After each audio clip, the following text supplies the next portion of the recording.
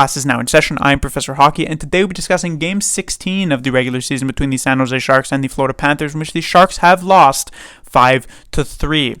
In my previous review, I discussed the sort of scale of losses that the San Jose Sharks would have for this season because they are expected to lose so many games. To avoid just being depressed for the entire season, you're kind of forced to find those small moments of joy in some of the losses that the Sharks are going to sustain. And while a few of them will obviously be so lopsided and so just complete destructions from the other team, like 10-1 and 10-2 losses or 6-0 losses, where they will be completely devoid of happiness, other games will at the very least have a certain level of competitiveness, a certain level of closeness in them, where you could at the very least leave semi-satisfied with how the Sharks actually performed. And that game the other night against the Anaheim Ducks was one of those types of games. While it wasn't exceptionally close by the end of it because of the two quick goals the Ducks would score in the third period, it was at the very least a game that you could walk away from and say, well, at least the Sharks didn't get crushed.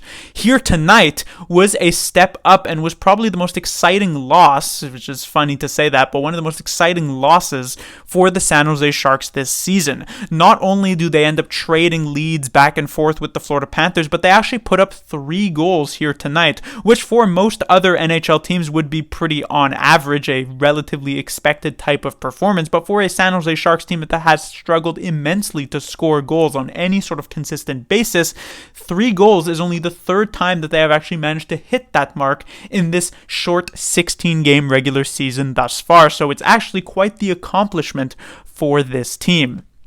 In the first period, this would start off with a Florida Panthers goal, and as I mentioned in my previous review, the Sharks have not had a lot of success when giving up the first goal of the game, due in part, or in large part, to the fact that the Sharks have just struggled in general to score. But they would tie this game up still in the first period with Mike Hoffman's first of the year to make it 1-1 at the end of the first period. Second period, the only goal scored would be from Sam Reinhart on the power play for the Florida Panthers, and they would then make it 2-1 heading into the third. And the fact that the Sharks do not have any comeback wins thus far this season likely kind of took away some of the hope for Sharks fans, and especially since in the previous game the Sharks also trailed 2-1 heading into the third, and they would quickly lose that one. It, again, doesn't inspire a ton of hope, but the Sharks would not only manage to tie this game up with a goal from Hertl also on the power play, but they'd even get the lead relatively quickly after, with Luke Kunin making it 3-2 San Jose. Unfortunately, though, a tendency that we have seen from the Sharks many times in the past, though in an awkward position this time, not only would they give up a game-tying goal, but they would quickly give up a fourth and then even a fifth goal. That fifth goal would not end up standing due to being called off on an offside review, but still, the fact that the Sharks came so close to giving up 3 goals in quick succession, in fact, it was on 3 consecutive shots for the Florida Panthers, is just sort of reminiscent to so many times thus far this season where the Sharks have had a moment of just hesitation where they give up even a single goal, and then it's a complete collapse after that, where 1 goal turns into 2 to 3 goals against, and it immediately becomes out of control. Now, they do indeed, like I said, get bailed out by the review to keep this to within 1 goal, and they manage to calm things down after that. But the damage was already done, and the Sharks were unable to ever actually manage to tie this game. In fact, they didn't even get much of a shot on net for a large chunk of time after Luke Kunin had originally made it 3-2. Eventually, the Sharks do go for the empty net pull, obviously to make a 6-on-5 situation, but the Panthers quickly capitalize on the Sharks' missing goaltender to make it 5-3, and that would be the score at the end of the game. And I once again want to talk about, before we get into the players, the special teams for the San Jose Sharks. I mentioned in a tweet for tonight's game that the Sharks power play was, in different words, but essentially what I was trying to say is that it was very bad. And I will mention at the very least they did score this goal from Tomas Hertl, but it's not nearly consistent enough. And just watching the Sharks power play attempt to enter the zone and fail like half the time, and then attempt to get set up in the zone and fail half the time, and then attempt to even get like a decent chance on net and fail half the time. Once you add all those things together, you're failing the vast majority of the time. And so while Hertl managed to break through here, this power play needs to be consistently better. But the power play isn't even the biggest issue for the Sharks when it comes to their special teams. Instead, it is the penalty kill. Coming into tonight, the Sharks had the 3rd worst penalty kill in the league. And this time last season, they were, I believe, top like literally the best in the league in penalty killing, or at least like top 2 with the Boston Bruins. So it is a massive drop off. Obviously, they are missing their best penalty killer in Logan Couture for sure, and Matt Benning being injured certainly doesn't help.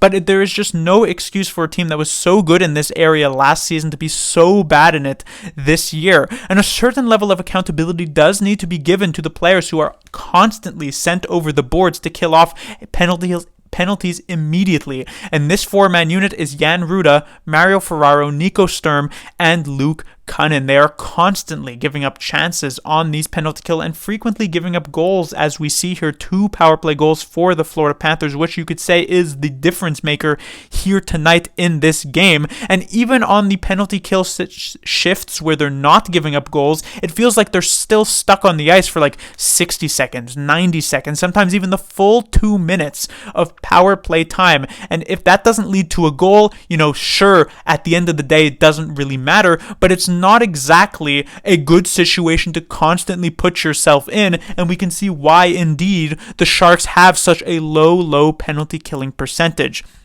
So I don't know if the Sharks are attempting to just hold out until Logan Couture comes back and is like the savior for this penalty killing unit, but perhaps they need to sort of go back to the drawing board in terms of the personnel here, because clearly it is not working well.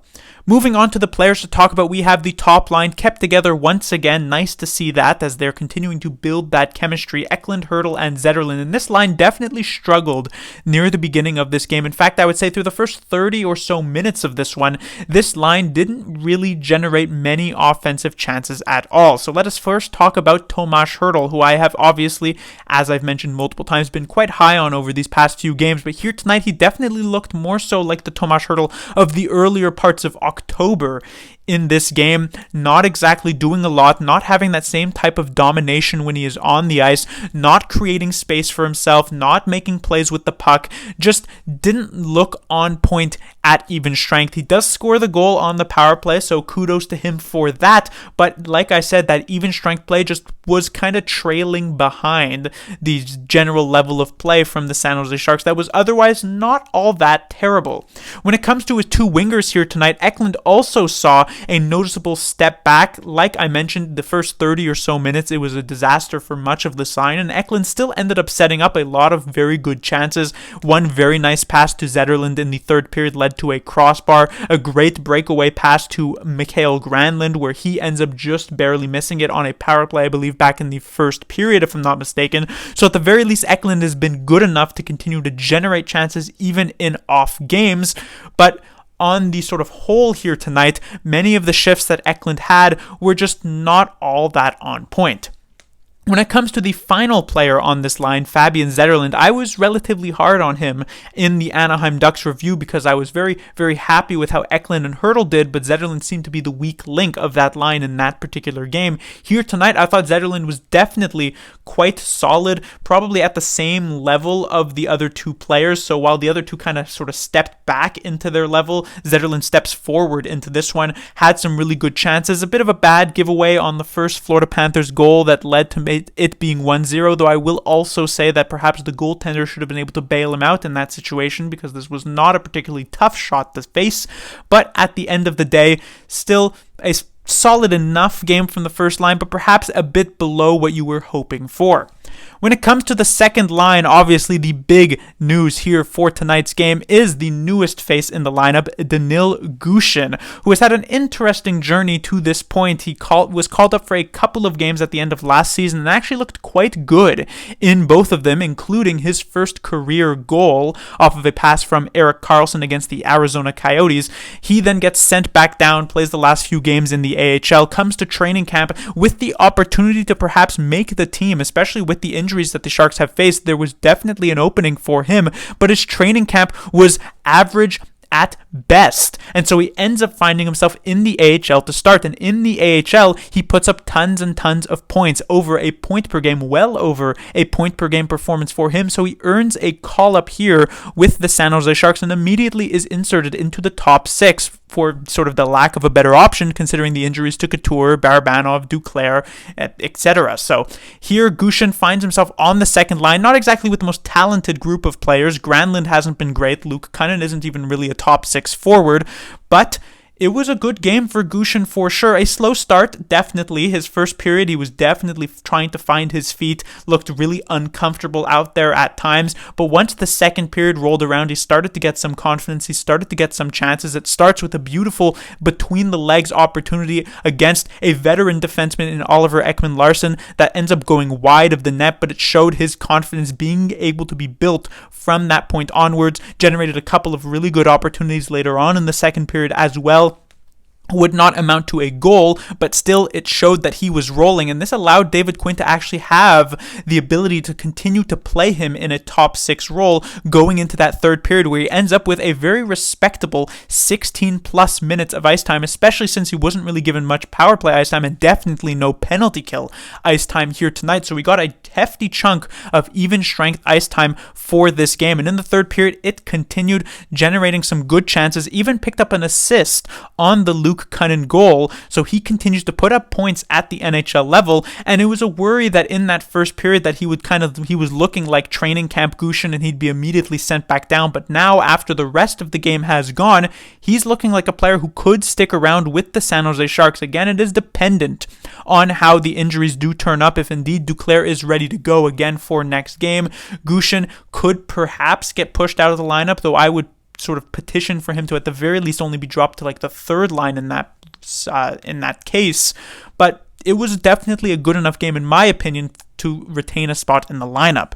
When it comes to the two other players on his line, Luke Cunnin seemed to have a bit of a fire under him here tonight. Still a situation where a lot of the times he's sort of setting up his own plays, but had the good pass that led to the Gushin chance in the second period, which was probably like the first time I could even say that about Luke Cunnin in this entire season. So I guess that's a positive. And Granlund, who had been really, really bad over these past couple of games, improved here immensely, was serviceable tonight. Not amazing, not otherworldly, not exactly what the Sharks were expecting when they picked him up in that Erik Karlsson trade from the Pittsburgh Penguins, but good enough at the very least.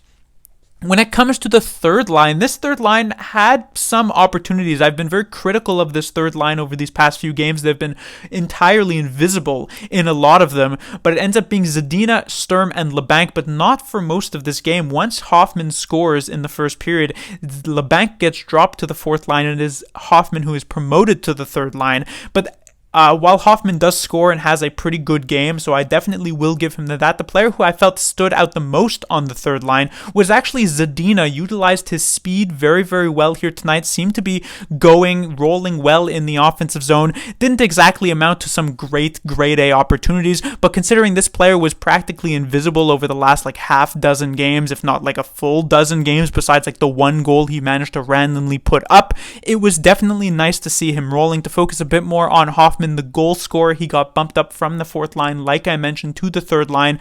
After that goal, did have a couple more chances for himself. The thing about Hoffman's game is that you're never going to have like a Tomas Hertl-esque type of shift where you're like, wow, Hoffman's all over the ice making these plays happen. Most of the time, you'll notice Hoffman when he happens to have the puck and then get like a really good shot away, kind of like a Luke Cunnin type of situation. And so he excelled in that particular area here tonight.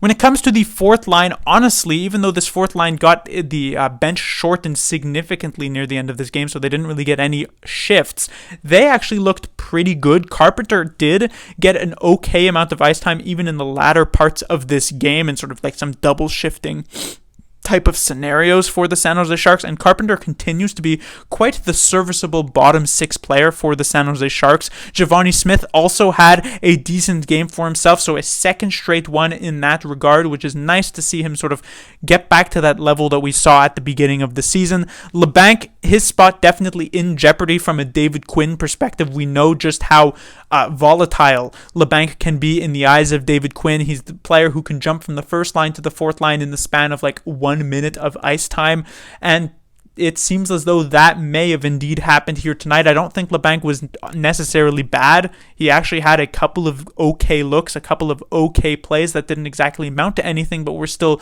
positive for the San Jose Sharks.